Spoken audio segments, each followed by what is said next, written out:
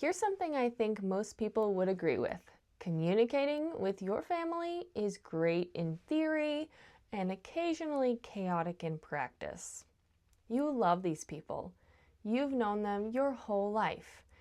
And somehow that familiarity makes it harder, not easier, to actually say what you mean because you assume they already know.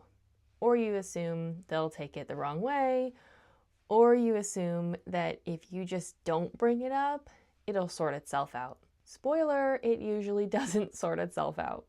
And when the situation is something as emotionally loaded and financially significant as selling a parent's home, those assumptions stop being harmless.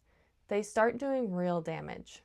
There's this moment that happens when someone says something that comes out very wrong or gets wildly misunderstood.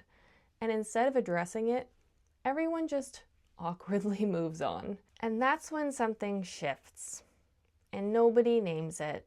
And then it becomes a pattern. It repeats again and again.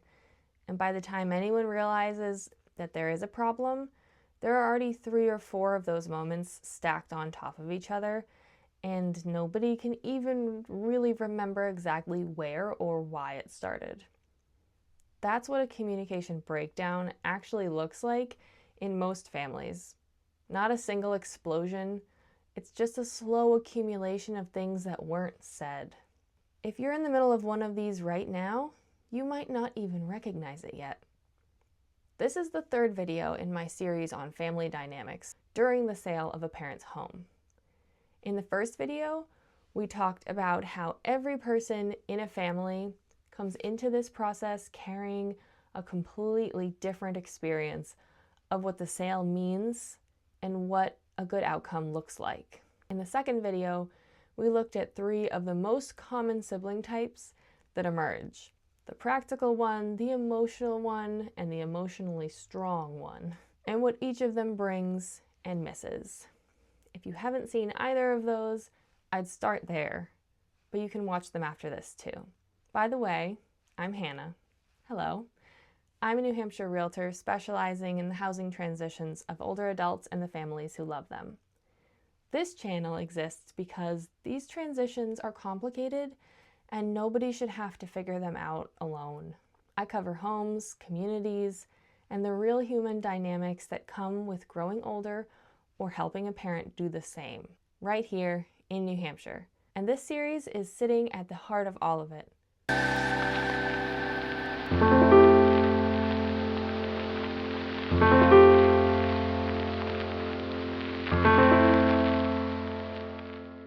Before I get into this story, I want to clarify something. When families struggle to communicate during a parent's home sale, it's not always because someone is just a bad communicator. It's usually because everyone is carrying something they haven't said out loud. And when people are carrying things in silence, they don't communicate cleanly. They communicate around the edges of what's actually going on. And that's where things go sideways. The unsaid things look different in every family. Sometimes it's, "I'm not ready for this, and I don't know how to say that without slowing everything down." Sometimes it's, "Nobody is acknowledging how much I've sacrificed to get us to this point." Sometimes it's, "I'm terrified of what comes next for Mom and I haven't told anyone." Sometimes it's, "I feel completely left out of decisions that I have every right to be a part of." Sometimes it's, "I miss Dad so much that every conversation about this house feels like losing him all over again." These things don't get said, not because people don't feel them, but because saying them feels like too much. Like it'll make things harder. Like it'll slow things down. Like everyone else is holding it together and you should be too. So instead, the feeling finds another way out. You might remember the family I introduced in the first video, an 80-year-old woman in Concord with 3 adult children. Let's just call them Sarah, David, and Karen. The oldest daughter, Sarah, who had been driving back and forth from Manchester for years as the primary caregiver for their mother while also working full-time. The son, David, living in South Carolina, focused on getting the best possible price for the home, and the youngest daughter, Karen, who wasn't ready to sell and kept coming back to the idea of aging-in-place renovations. I want to pick up with that family again because what happened between the first conversation about selling and the actual listing wasn't just about differing agendas. It was about what Sarah wasn't saying. She was exhausted, not tired, exhausted. The kind of exhausted that lives in your bones and makes you twitch when someone else says, "I'm tired." She had been managing her mother's medications, her mother's appointments, her mother's groceries, her mother's cleaning, her mother's personal care, her mother's loneliness, her mother's fear, all of it, while simultaneously navigating a teenager at home, a college kid who still needed her more than he would admit, and a full-time job that didn't pause for any of this. She hadn't had a full night's sleep in longer than she could remember, and she hadn't told anyone. Not her siblings, not her husband, not even her mother, who she was trying to protect from feeling guilty and burdensome. What she had done, without realizing it, was start to snap. Karen had called her with an idea. She'd been reading about stair lifts and grab bars and wanted to know if maybe, just maybe, they could make their mother's home work for a little bit longer with some modifications. It was just a suggestion, made with love. Karen wasn't trying to derail anything. She was trying to find a way to hold on to her childhood home and what was left of her mother's independence. Sarah was with their mother when Karen called. She was in the middle of helping her mother get ready for a doctor's appointment, which had already been rescheduled twice and was already running 20 minutes late. And when Karen started talking about stair lifts, something in Sarah just gave way. She didn't yell, she didn't say anything cruel, but her tone was sharp, dismissive, and abrupt enough that Karen went silent. And after they hung up, Karen didn't call again for a while. Then it was David's turn. He had texted the sibling group chat a screenshot of a market report and added a note. "Might be worth waiting another month to list. Let me know what you think." Sarah read it while sitting in the waiting room at their mother's cardiologist's office. She typed back something short and flat, something that made it clear she was not interested in a conversation about timing the market when time was the very commodity she seemed to have none of. David didn't bring up market timing again. And here's what was happening underneath all of it. Karen thought Sarah was burning out and taking it out on everyone. David thought Sarah was being unreasonably impatient. And their mother, who heard pieces of all of it, because parents always hear and feel pieces of everything, was carrying guilt she had no idea what to do with. She knew her children were struggling. She knew she was the reason why, and she had no way to make it better without making it worse. Does any of this sound familiar? Leave a comment below if it does. I truly want to know what you're navigating, and I'm also interested to know if you've heard similar stories from your friends or loved ones. So here's what nobody in that family understood yet. Sarah wasn't angry at Karen's stairlift idea. She wasn't dismissing David's market research. She was suffocating. And every suggestion that wasn't, "Let me come take over for a week so you can sleep," felt in that moment like one more thing being added to her plate instead of something being lifted off it. That's the thing about communication breakdowns. They almost never mean what they sound like on the surface. The snap isn't really about the stair lift.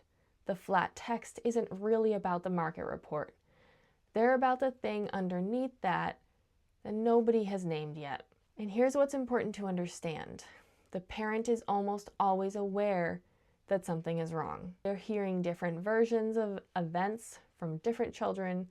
They're being pulled in different directions without the context to understand why.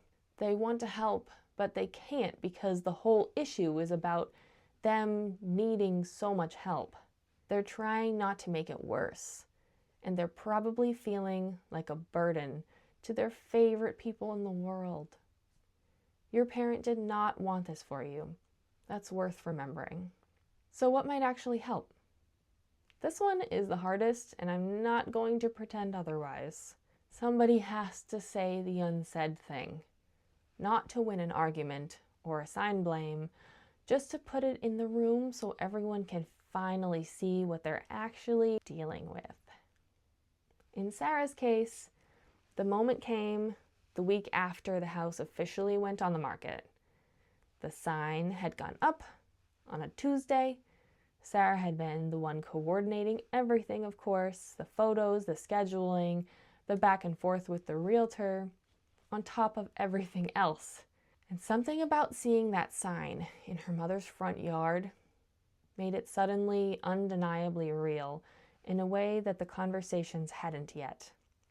Karen had driven up to Concord that Saturday, not to talk about the house, just to spend time with their mother. Sarah was there too, and at some point in the afternoon, while their mother was resting, Karen glanced over at her sister and noticed something she hadn't let herself notice before.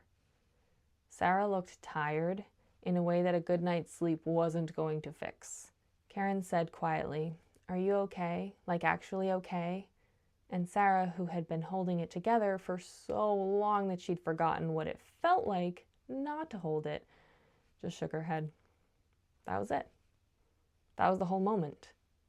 Karen didn't try to fix anything. She didn't offer a solution. She just asked the right question and stayed in the room for the answer.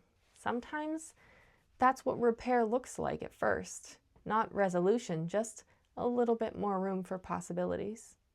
Now I want to give you something practical to take with you because say the unsaid thing is easier said than done. Here's what gets in the way most of the time. It's not that people don't want to be honest. It's that honesty feels risky. It feels like it might make things harder or slower or more emotional than they already are. It feels like weakness or burdening people who are already burdened. But try looking at it like this. The unsaid thing is already the elephant in the room. And I'm like, dude, there's an elephant in this room. It's already affecting every conversation, every text, every tone of voice. Saying it out loud doesn't add weight to the situation. It just finally gives everyone something real to respond to instead of the static they're trying to interpret. If saying it directly feels like too much, there are ways to make it easier. A family meeting with a neutral facilitator like a family mediator or a geriatric care manager, even a trusted family friend with no stake in the outcome, can create enough structure that the hard things feel safer to say. If you're in the middle of something like this and you want to think it through with someone outside of the family, you're always welcome to call or text me at 603-573-6969. These conversations are exactly what I'm here for. In the next video in this series, we're going to talk about what happens when a parent's wishes get lost in the shuffle, when the sale becomes so much about the family's needs and feelings that the person whose home it actually is starts to disappear from the conversation. That one is important, and I think it might surprise some people. I'll see you there!